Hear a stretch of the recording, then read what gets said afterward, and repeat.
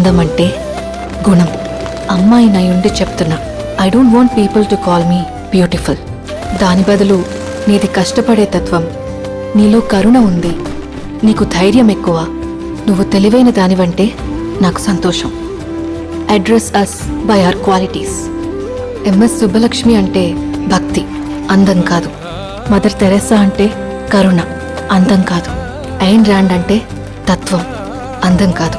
సరస్వతి అంటే విద్య, దుర్గా అంటే ధైర్యం, గౌరీ అంటే తపస్సు, లక్ష్మి అంటే శుభం. ఇలా ఏ దేవతనైనా ఆమె క్వాలిటీస్ కోసమే పూజిస్తారు, ఆమె అందం కోసం కాదు. నీ గుణాలే నీ సంతకమవుతాయి, నీ అందం కాదు. అందుకే ప్రపంచము మగాళ్ళలో కాదు, ఆడదే ఆడదాన్ని అందాన్ని దాటి చూసుకోగలగాలి. అలా అందాన్ని దాటి చూస్తే ఆడదానిలో ఒక సముద్రమే కనపడుతుంది. గుణాలతో నిండిన ఒక దేవతే దర్శనమిస్తుంది.